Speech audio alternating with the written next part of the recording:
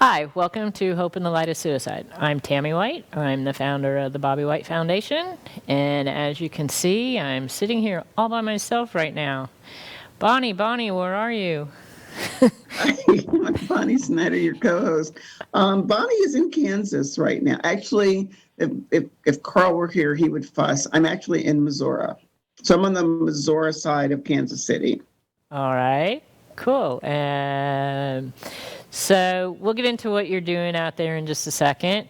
We want to welcome everybody to the show. It's gonna kind of be fun, and it's gonna be a little bit different because, as you know, because she's somewhere else and I'm here, but it's gonna be cool. So, as usual, we want to thank John and Rob getting us all set up with these split screens. We haven't done this in a while, so it was like, oh no, I forgot this, I forgot that. So we really want to thank them and allowing us to do this, and Bonni being able to take her trip. So, Bonni, what are you doing? What am I doing? You know, as you all may or may not know, and it's funny that we haven't done this in a long time. I think the last time we were remote like this, I was actually in Texas, and it was Yeah. our second or third show that I remoted in. But um, as you guys may know or not, yesterday was the third anniversary of us losing Patrick. And a couple months ago, my oldest son had asked if I was going to come out for his youngest child's birthday. Because as fate would have it, Brixton, right now the current youngest. I think Brixton is the youngest. I might be wrong. If so many grandkids to keep track of. But anyway, Brixton was born on the 9th, and then of course we lost Patrick on the 11th. And so, like I said, it was a couple of months ago, and Carl had said, "Mom, I'm giving you 2 months' notice, so there's no excuse why you can't make this happen." And so my daughter and I drove out. Earlier in the week, and if we've been here, and then, like I said yesterday, was our loss anniversary. And this was actually, to be honest with you, the first time since we've lost Patrick that, both of my children have been in the same spot. So as you can see, that's, there's my Patty P. And it's interesting. I mean, I don't want to put her on the spot, but you guys have never, we know Patrick, we've met, Carl. I don't think you guys have ever met Patrick's sister. She's in the back room right now.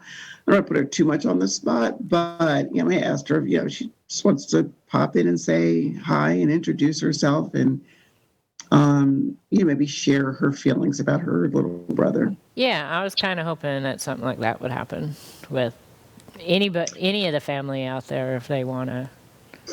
Yeah, what was kind of wild about yesterday is, our emotions were going all over the place, and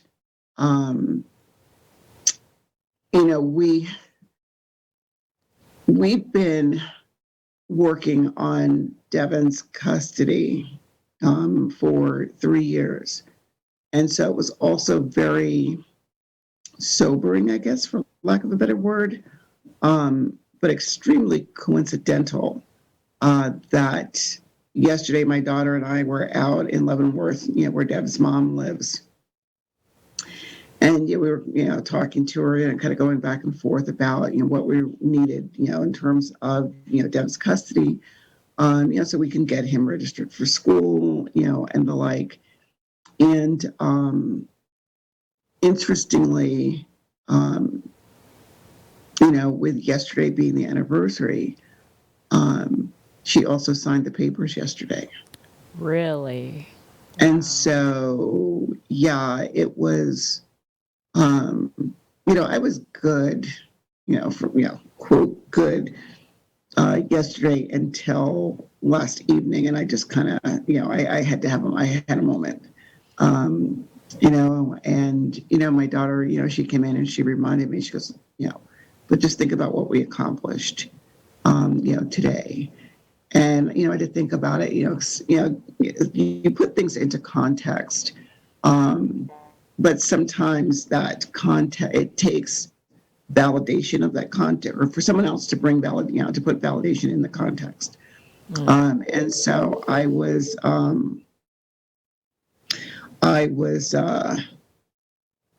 interested. I mean, not interested.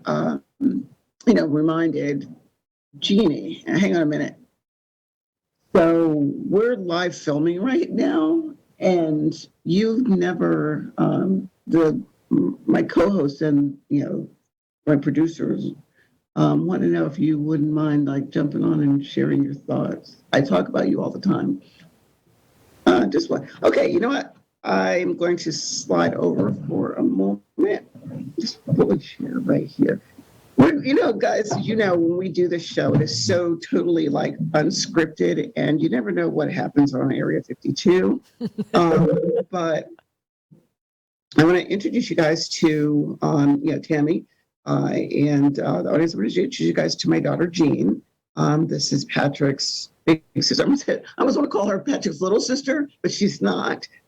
She's the middle one. But this is my baby girl. This is Jean. Hi, Jean. And Jean, this is Tammy, my co-host. And, we were sharing how yesterday we went to Leavenworth. And, it was also, the anniversary of us losing Patrick. But also, the reminder of what we accomplished last night. And so, Kira's been on the show. Carl has been on the show. And, Jean, like Kira, is on the medical side of the house. She's a medical professional as well. And, between that and navigating 8 children, she does it, I don't know. We've never been able to, get her on. And so, ladies and gentlemen, Jean. So, hi, Jean. Welcome to our show. It's funny you had to travel out of the state in order to get on the show. That is funny. I think, captivated. Actually, she captured herself in the car to come here. But yeah, that was nice that, she was able to get vacation, and make this trip with us. So typically when we have, a guest on the show, one of the questions that I think that the people in the audience would like to hear from you, since you've never been able to share your viewpoint on this platform, not only about, Pat, but about Aiden. And so what would you want the audience members to know about, how you processed all of this yesterday being the anniversary, and, how, like, the effects of the losses that our family had on you? Like, what would you want to share, whether it's memories or whatnot, or whatever comes to mind. Was like Patrick was. I have 2 brothers, but of the 2, I would say that over the years I became closer with Patrick. So, and then like with us being kids, I don't know, and in some ways it was almost like losing a kid it was like almost like losing my own kid. It's like my little brother, and we always did everything together. We were always everywhere together. Like it wasn't too often that you didn't see him, you didn't see me too. So I don't know, it was just tough. Like, I guess now Devin is what helps me get through it, because it's a piece of him always. Yesterday was amazing. Like, I like the fact that, it's the anniversary of his death, but we finally got the paperwork done, so that to get things rolling for Devin so that, you know, in some ways, you know, he can start healing from all of this as well. So that was a big bonus, you know, about yesterday, you know, with Aiden. And that's always hard. I mean, my nieces and nephews were like always with me when I was in Kansas, and I haven't been in Florida. I haven't been in Kansas, and I haven't lived here in like 14 years. So having these children that were like always with me, and then, you know, get the phone call that he's gone is like, you know, yet again, it's like with Patrick, it's like they're my kids, you know, so that's not easy. I mean, like some of the work that I do now, I deal with a lot of Baker Act patients in the hospitals and stuff like that. So I sit with a lot of people, you know, that dealt with the same struggles Patrick dealt with, that dealt with the same struggles Aiden dealt with. And I guess for me, in a way, I feel like by helping them, you know, I discuss this, you know, my experiences with all of this. And I mean, I've actually gotten through to a few people with telling our story and what we've went through. And, you know, it's actually helped a lot of people. That's awesome. Well, that's why we all are doing what we're doing now, you know? So, Yeah, and I think we all have processed the losses in our own unique ways. And I know for you, you said, you know, having Devin, you know, being, you know, a large part of, you know, Patrick's legacy, going forward. Devin now calls you mom, you know, and you know, can you talk a little bit about, you know, the fact that in an instant, you know, you went from being Aunt Jean to mom. I mean, at first it was kind of like, you know, I was like, wow, you know, like kind of like a shock thing. And then it was like, you know, whatever you feel you need to do to, you know, if that's what is going to help you feel better, you know, and cope and everything like that. And then, you know, the struggles that he goes through with his own mom, like for me, I kind of just felt like, in a sense, it was like almost like he sees how I am with my kids. And that's all he could really hope for from a mom. So, right. like, I mean, I accepted. I call him my son. Like, and we refer to each other as mother and son. Like, I don't call him my nephew anymore. And you know, whatever he needs to help him get through this, just as much as, you know, me. Like, it's a good thing for me too, because, you know, I feel that, you know, I feel like my brother's happy, like in this situation. You know, like with who he has taking care of him, you know, like me and my mom, we split taking care of him. And, you know, I just honestly feel that, you know, this is the best thing for him. And, you know, my brother's smiling down and he's happy about, you know, the decision that was made. Oh, I'm sure he is, and I'm sure that he had a lot of guidance from above with what happened yesterday. But I mean, that's really great for Devin because, you know, like you said, he sees that with you and your kids, and you know, and especially at their age, you Yeah. know, that he is, you know, that's all a child wants, you Yeah. know. And now, you know, now he has his family, even though, Yeah. you know, some of the dynamics have changed, but it makes him feel more secure, and Yes, absolutely. he has what he was missing even before, you know. And you know, and I'm sure that, you know, like with you guys, Bonni and I talk about it all the time, you know. He knows that his dad's up there, or his dad's watching over him and Yeah, all he's a you very, very guys. bright kid. Yeah, He's very smart. yeah. Yeah, I met him a couple times. Although he usually ends up falling asleep on the couch in the studio, Right, we have brought him to the playing studio. video We have, games. yeah. But yeah, that's awesome. On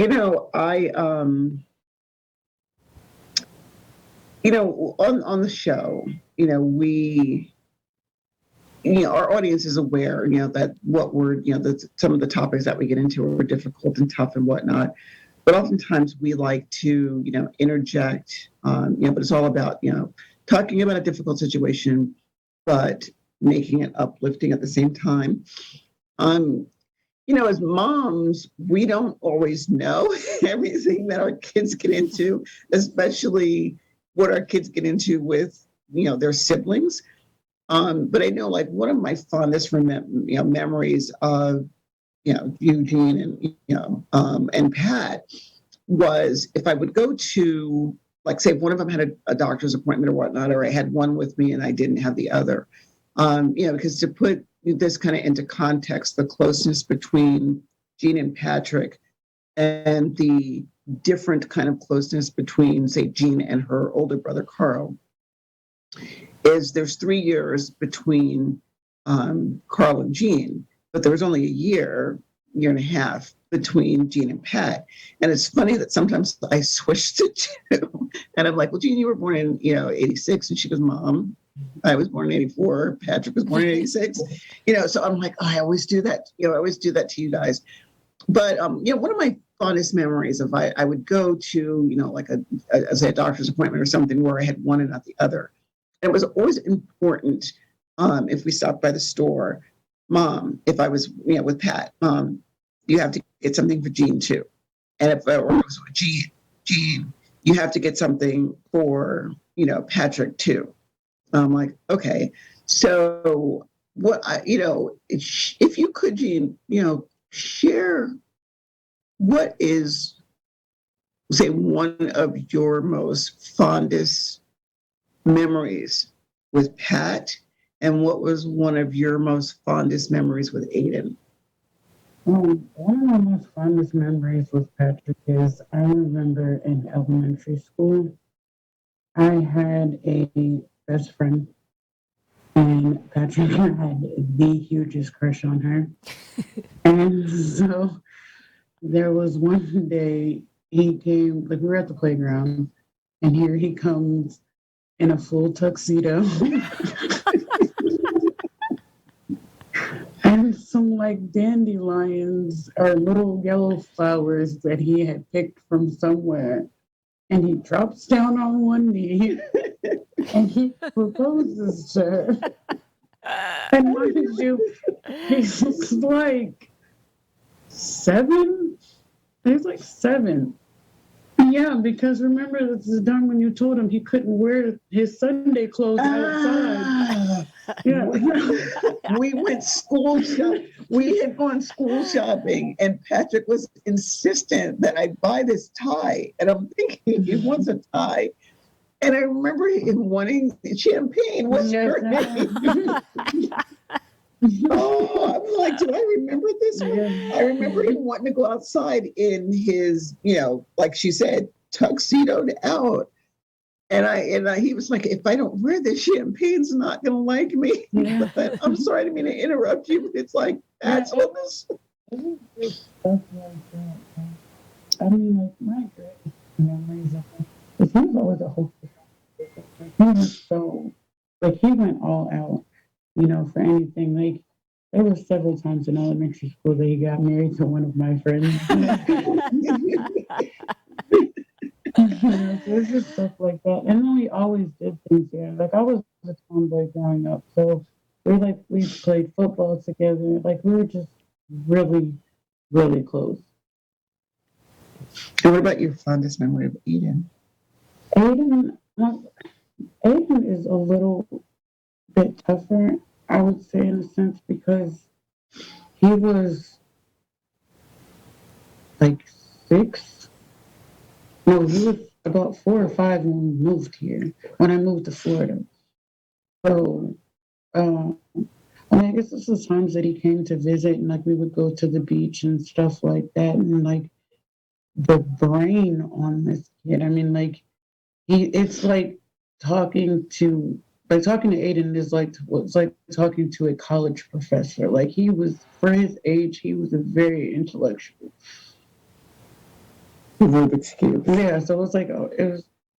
I mean, my fondest memory of him is just for him to be as young as he was, how wise he was. Like you can literally talk to him about anything. Yeah, this is what gets you through? I mean, I know you said the kids. What gets you through? What gets me through is like my job, honestly. You know, it's like being able to help people in situations like this. You know, just to let them know that you're not alone. You know, no matter how much you may feel that way, like you really are not alone. Like I've had several people that, I mean, I don't know if it was okay for me to do it, but I mean, I've given them my phone number. You know, if you need someone to talk to, you can call me. Like I'll listen. You know, I know what you're going through. I've personally experienced firsthand what you're going through. You know, so I mean, if a phone call is what it would take, you know, to talk you off of the ledge, then I'll be that phone call. Well, and in several of the books that on grief that we review, and I had a couple more to share with your mom. One of the things that is always said that to help you get through your grief is a lot of times is by helping others. Absolutely, absolutely. And for Jeannie and I being in, those, helping professions, like, she's on the medical side, I'm on the mental health side. It is interesting how often our two professions, cross over. And I would say, hers crossing over more to mine than vice versa. Because I don't feel like for me, if I need to, if I have someone who I'm talking to and, there's a medical need, I refer them to a medical professional. Jeannie being on the medical side, oftentimes she has to play both roles, do that medical side and the mental health side. And I'm always, it's my baby girl. I'm proud of her, for what she's accomplished. But I do find it amazing, the stories that she shares about, the clients that, or her patient or patients, as they call them on the medical side, the patients that, she deals with. And, when she shares, I helped somebody today, or, this was the situation today. And, this person said, thank you. So, Tammy, as we highlight on the show a lot, you hit that one right on the head. And that, anyway, yeah. Jean, can I ask, in the last couple of years, have you seen more of an uptick in people in situations for you to help because of your experience? Do you think, would it be, Yes. do you think it is a society, I'm not doing the word right, something within our society, or is it something more noticeable because we're more aware because of our experience, or both? I want to say a combination of the two, because I mean, I know society plays a big part in like some of the things that I see, but I think like more so for me, just because of, the situation with Aiden and the situation with Patrick, it's just made me a lot more aware of it. Um, I probably say, yeah, just because of the circumstances that I've been through, it just, makes me a little bit more aware of it. Because, it's like there's times where it's like with my brother, for example. I'm sorry. It's all right. The weekend I went and picked my nephew up for him to come to my house for the weekend. Was going to work. Like I could tell, like there was something different. There was something off, a little off with him. And like when I took my nephew home, you know, I had sat down with him and I had asked him. I was like, you know, how would you feel about coming to stay with me for a little bit? You know, because I wanted to force my brother into rehab. And this is the idea of not having the opportunity to do that.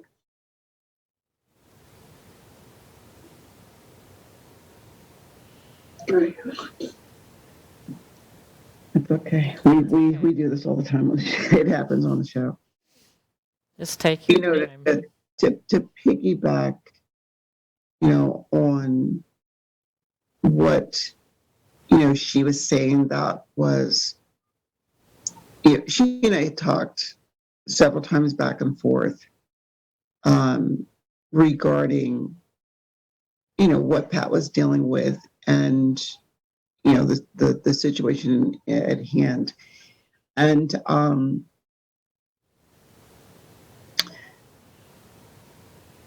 as a person in my field, we know, and it's not, I mean, I would say in both of our fields, we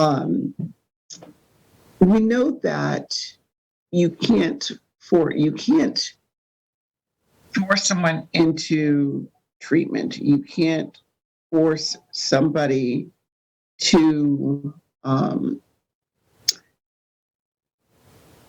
take part in something that they don't want to.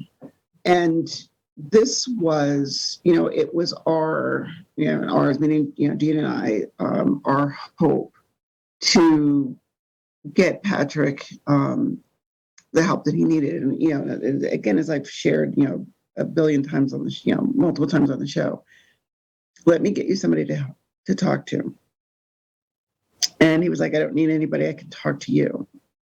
But, you know, behind the scenes, you know, Gene and I had talked about, okay, this is what we're going to do.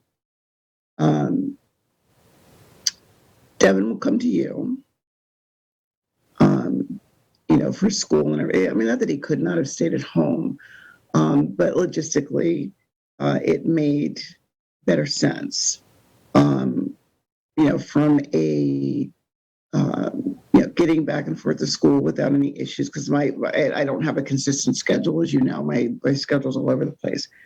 You know, but you know, getting him, you know, back and forth to school, you know, having, you know, his cousins, you know, now, you know, he refers to them as his brothers and sisters, you know, having his cousins with them, while, you know, his dad was, you know, dealing with what he was, you know, or, you know, working on what he was struggling with. And, you know, I'm not going to, I'm not going to speak to what, you know, what Gene's thoughts are, but I think, but for me, or I should say, however, for me, you know, it was always, okay, when you're ready, you know, which is the common, you know, talking point of those of us in our field. Let's deal with this issue. I'm not ready. Okay, so when you're ready, we will, you know, we'll process this. And the the plan was, you know, as I said, you know, Devin was going to go to Gene's. Gene was going, you know, and then we were both going to, you know, ensure that, you know, Patrick went into a program somewhere. Not only, you know, I think, you know, it was a combo thing, because for me, you know, being intimately aware of what was going on with him, the substance use was a way to deal with the depression and pain that he was feeling, because of circumstances that was going on in his life, he wanted a relationship with his two younger children. He wanted the same access to his two younger children that he had to Devin. But that was, but again, and I don't want to get on a soapbox or whatnot, but it's, a silly Florida law and, I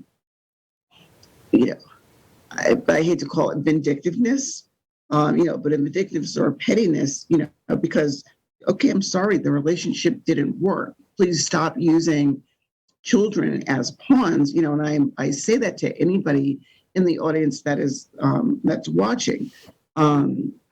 Sometimes relationships end, but the children should not be the bargaining chip or the pawn or the thing that we use. I'm mad at you, so you can't see the kids. I'm mad at you, so that I'm gonna like I said, I'm gonna use the kids against you. I know the one way that I could hurt you the most is to do something to your children, or is to either deny you access to the children or do something to your child. Well, it's like you're using the children as a weapon, and it's not, the children are innocent in all this. And unfortunately, I mean, I don't think his children will ever know, will they ever know? And if they will ever know, just how much their dad really wanted to be, a part of their lives. Right. But again, the weekend that, I went home for the reunion and, because of, babysitting situations, like, okay, we're both working this weekend, who's going to watch? How are we going to, what are we going to do there? Or, I'm doing something on the weekend, work related, that I can't take Devin with me. He would go to Jean's, or he would just go to Jean's because he wanted to hang out with Aunt Jean and his cousins. Right. But, unfortunately, as fate would have it, we didn't get the opportunity to get him the help that he needed. And I think for me, the other thing, I feel that sometimes, in his mind, no one cared.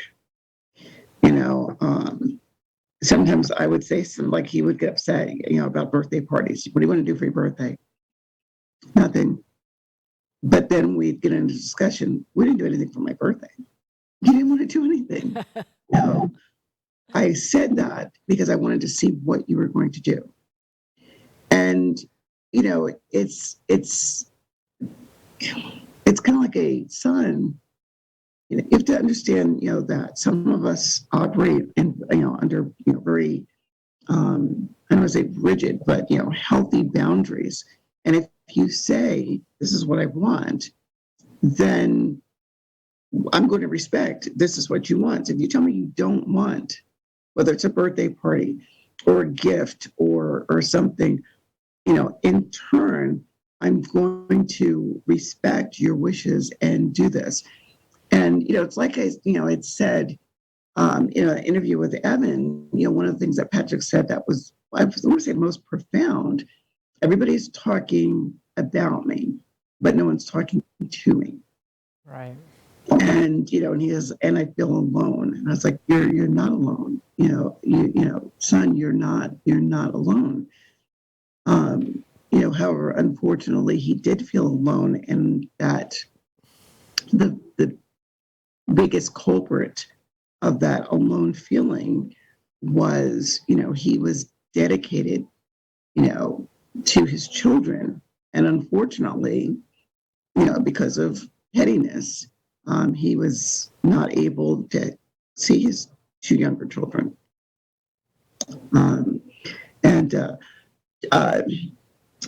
Jeannie, she had to leave. She had to leave. She's meeting a friend. We did. I was like, I appreciate her being able to, be put on the spot, and join us. Hopefully we can get her back. Yeah, no. Hopefully we can get her back again one time when it's not like, oh, by the way, Yeah. jump in and have this conversation with us. Throw you in the hot seat.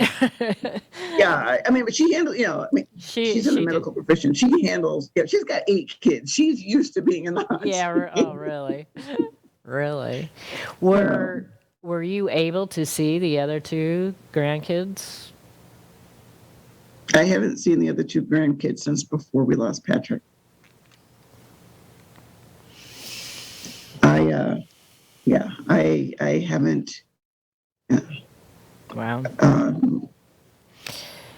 I used to, I remember before, Patrick left, their mom,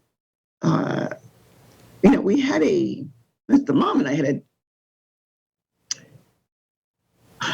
sometimes it was a hot and cold kind of relationship.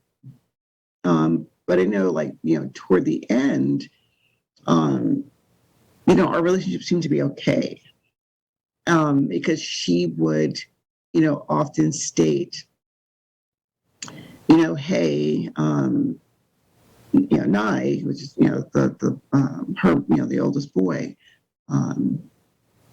or Patrick's middle child, Nye loved coming and spending time, at Nana's house.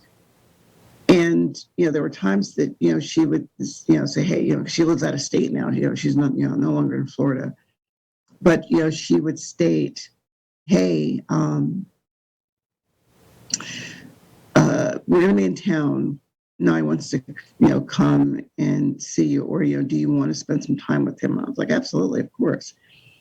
And, for the longest time, and again, this was, pre-losing Patrick, her position was Nye could come, to the house, so long as, if I was home, she was like, I don't want him left with Patrick by himself.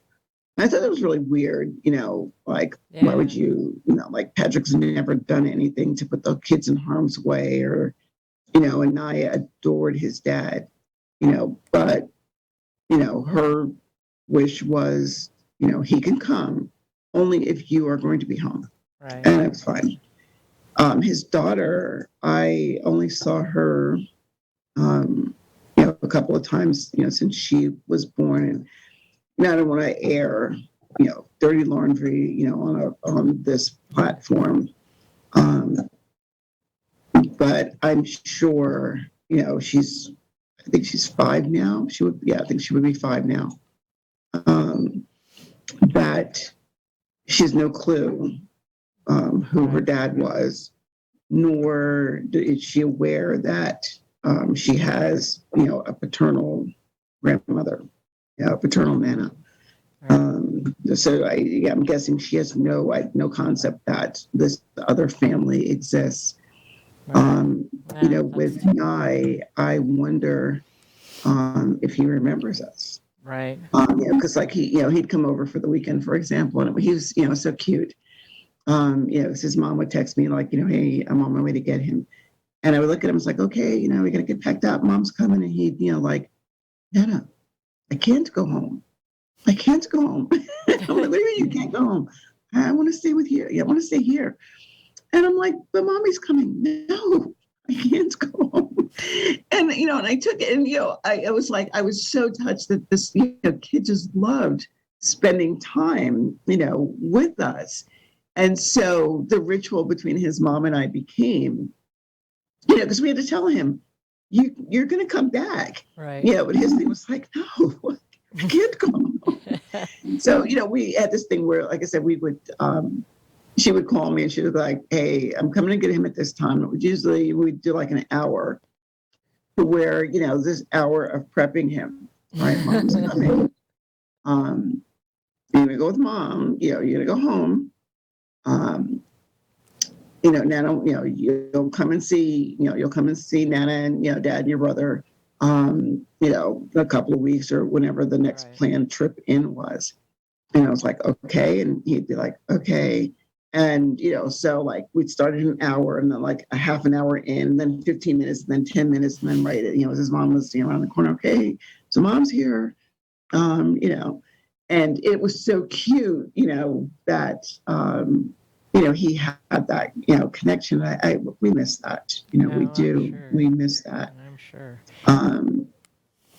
Unfortunately, the documentation that Patrick was getting together, that would, allow him, visitation, or a right to his children, was not finished prior to, him leaving.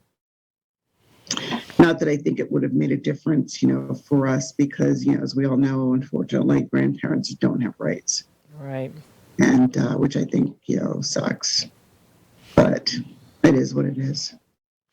Well, and as you said, yesterday was the anniversary of Patrick leaving, but you actually kind of paid a big tribute to him yesterday with your last of your series of 3 with the Lifeline yesterday morning. And I applaud you for getting through that, and you did an awesome job. Thank you for, as I said, I completely forget, not that I forgot that I had done it, but I forgot that you were in that, that teleconference as well.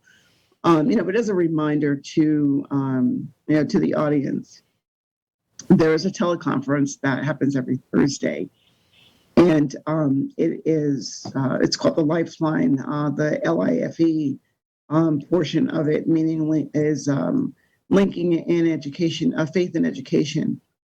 But again, sorry, it's a teleconference that is comprised primarily of the faith-based community leaders, in which it talks about not only from a faith perspective, but also how faith links into education and everything else like that. And the way the teleconference is set up, it's community events, what's going on, who has things happening, and each of us get the opportunity to share what our respective events are that it's coming up. I'm sure Tammy will when we get to it, we'll share what the foundation has coming up. But I was asked to do this series, and it's like, it could be 3 weeks, could be 4. You decide. You tell us what you want. And as I sat back, and I was like, I think I can do it in 3. And I was like, yeah, I'll do it. I can do it in 3. And the first one was the 28th of July, and I wasn't thinking, or my brain wasn't really processing 28th of July. What came next. And so it was very coincidental that yesterday, which was the last of the 3-part series, happened to fall on the 11th. And I remember last week, when I was doing it, after the meeting, we kind of chit chat a little bit, and I'd said to Rod Cunningham and Dr. Ailes, who are the hosts of this podcast, I was like, guys, I didn't think about this last meeting being August 11th. And a part of me was like, had I known that, would I have changed? Like if I had processed in the beginning, this day, August 11th, would I have said, I need to skip August 11th because I don't know if I can do a presentation on that day. But Nikki Walker, who she's good friends with her mom. I've met her a couple of times, but her mom is a community member, a community leader, and a personal friend. But in her talk, where she talked about God's timing, and I looked at her, and said, this is the second week in a row. Last week being the first, yesterday being the second, that her faith message hit some nails on the head as it related to what I was talking about in the, they call it, community, community message. There's another term, health or community message. And I was like, wow, this is indeed, divine intervention, for those of us that are, that are believers in a faith. And I was like, if you talk about God's timing, or, how things are timed in the universe. And I'm like, it's so fitting that the last of these discussions would fall on, the anniversary. The other thing with it is, I wanted, highlighting that, we are in August and this is, Overdose Awareness Month. And I was looking at, some of my friends who, were posting and, are subsequently now sharing their stories of, loss and whatnot. But one thing I didn't get the opportunity to do, when I got off the telecast, I'm like, oh my gosh, I really meant to do this, but of course I was on a little bit of a time constraint. But in honor of, Overdose Awareness Month and whatnot, this is what I intended to share to close out my talk. But it says, my name is Patrick. I'm the son who died of an accidental overdose. I suffered from a debilitating disease, opioid use disorder. I was and am also a valuable human being. Please do not turn away from me. I'm not jinxed. It is not contagious.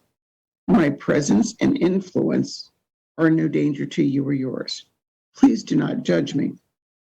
This did not happen because I caused it, deserved it, or failed to stop it.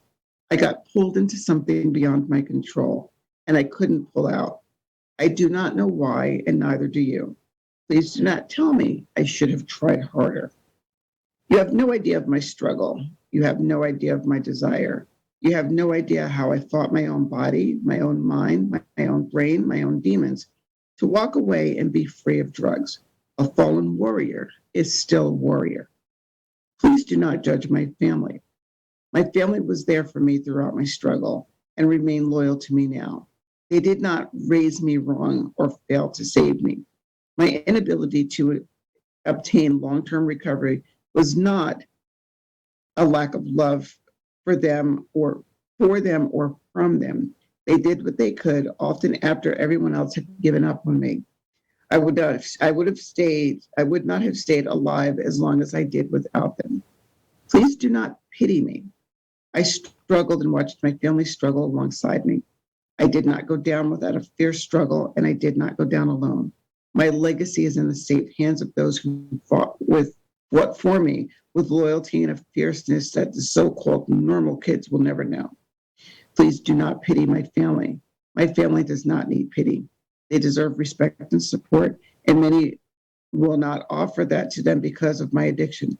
Anyone who knows will understand the strength and character my family stayed by staying by my side. Please do not question me. I did the best I could.